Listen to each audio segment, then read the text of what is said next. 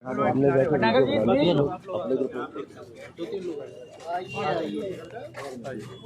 बाकी लोग ना बाकी लोग आप चुन लीजिए आप चुन बस ठीक है बाकी लोग हाँ एक किनारे हो जाए। जैसे हाई कोर्ट के ऑर्डर के बाद में फ्रीज हो गई है, सेल आउट के लिए पिटीशन पड़ी हुई है।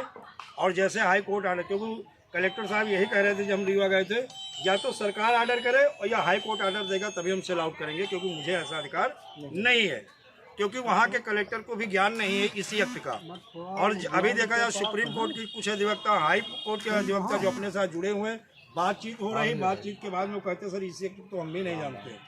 सर ये एक ऐसा कानून है, ये क्रांतिकारी एक ऐसा एक्ट है, और ये एक्ट ऐसा है जो आपको एक टाइम बाउंड में पैसा दिला सकता है। हर पीड़ित जमाकर्ता का एक समय सीमा में पैसा दिला सकता है। इसे कहते हैं, मतलब देखा जाए इंग्लिश में बोलते हैं the binding of unregulated deposit scheme act 2019। Hindi में अनियमित जमा योजना पाबंदी कानून सन 2019, शॉर्टकट में से भट्ट एक्ट बोलते हैं। तो ये कानून है, अगर इसका आप लोग गूगल पे जा करके अध्ययन करोगे तो एक ऐसा कानून है जो सरकार को भी बाउंड करता है, सरकार की हर अथॉरिटी को बाउंड करता है। जो सक्षम अधिकारी हर जिले में बनाया गया, कलेक्टर, कहीं कहीं मंडलायुक्त को बनाया गया है, कहीं कहीं जिला मजिस्ट्रेट को बनाया गया है, और कहीं कहीं पे एडीएम ई प्रशासन को भी सक्षम अधिकारी बनाया गया। और जो भी अभी तक सक्षम अधिकारी बनाए गए हैं उनमें से ज़्यादातर ऐसे सक्षम अधिकारी हैं जिनको पता ही नहीं है कि मुझे सक्षम अधिकारी बनाया गया। उसका एक मुख्य कारण ये है कि अभी शासन से इन्हें कोई आदेश नहीं भेजा गया। जैसे अभी पुलिस अधीक्षक साहब कह रहे थे अगर शासन से आ जाएगा तो इस एक्ट के तहत भी हम FIR दर्ज करना शुरू कर देंगे। लेकिन हमारा एक संदो, जैसे हम बोलते हैं कि हमारा जमाकर्ता का जो हित संरक्षण कानून है आपका एक्ट सन 2016, ये बहुत लंबे समय से लागू है। आपका एक और एक्ट है वो जो है चिटफंड एक्ट, जो कि मान लो कि है 3 से लेकर 7 तक है, 3, 4, 5, 6, 7। आपके बर्थ एक्ट की जो धाराएं हैं 21 से लेकर 26 तक है। और आपका जो लोकल एक्ट है जिसे यूपी PID एक्ट बोलते हैं, ये आपका 16 है। और 16 में आपका जो लोकल एक्ट है और प्लस जो आपका बर्थ एक्ट है, इसमें सेम रूल्स है, सेम नियम है और सेम प्रावधान है। बहुत ज़्यादा इसमें परिवर्तन नहीं है।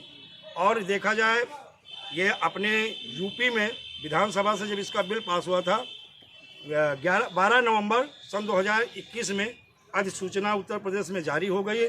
पूरे हिंदुस्तान में बर्थ एक्ट लागू हो गया है, केवल अनुपालना नहीं हो पा रही। इसीलिए 25 अगस्त से मिशन भुगतान भारत यात्रा पूरे भारत में जा रही।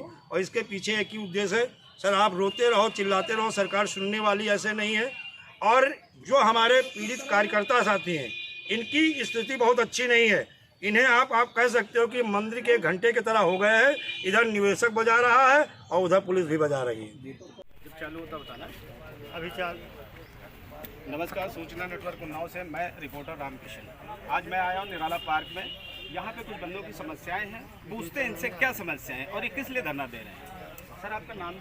सर नाम रमेश सिंह है, ठगी पीड़ित जमाकर्ता परिवार तब संगठन का प्रदेश संयोजक हूँ। और आज इस उद्देश्य से आया हूँ। लगभग हमारे हिंदुस्तान में विभिन्न कंपनियों जैसे सहारा, पल्स, साईं प्रसाद, कल्पतरु, बहुत सारी विभिन्न क्रिएटिव कोऑपरेटिव सोसाइटी, इस तरह से देखा जाए करीब काफ़ी हज़ारों कंपनियों के माध्यम से 20 करोड़ लोगों को ठगा गया है।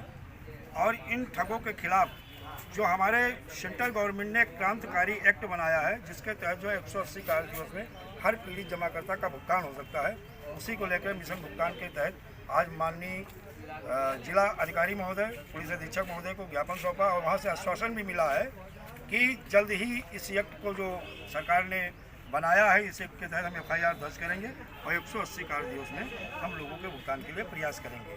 अच्छा, अभी आप जब ज्ञापन देने गए तो आपको जिला मजिस्ट्रेट साहब ने क्या बताया, उनको क्या नॉलेज नहीं थी इसके बारे में? हाँ सर, ये जरूर कहा कि मतलब अभी तक इस एक्ट की हमें जानकारी नहीं थी।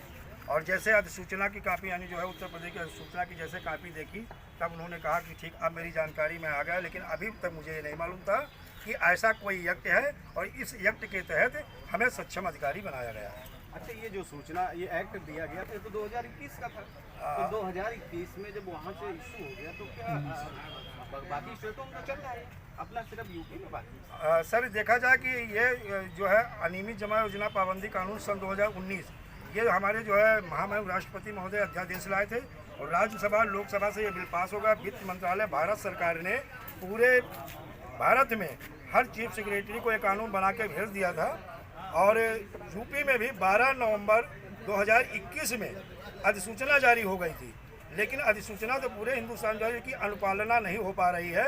और शायद जो है अभी जो नई नई जगह पे जिलाधिकारी आए, कुछ जगह जिलाधिकारियों को पता है, और शायद ये जो हमारे उन्नाव के डिस्ट्रिक्ट मजिस्ट्रेट साहब हैं, इन्हें अभी जानकारी नहीं है, क्योंकि कहा अभी हम दूसरे विभाग में, तो हमें जानकारी नहीं है। अच्छा, जैसा कि मैम बता रही थी कि हमें नहीं पता, तो जिला मजिस्ट्रेट में पूरे डिस्ट्रिक्ट का एडमिनिस्ट्रेशन मैम देखती है, जो जिला मजिस्ट्रेट होता है वही देखता है। तो ये क्या पूरे यूपी में समस्या है?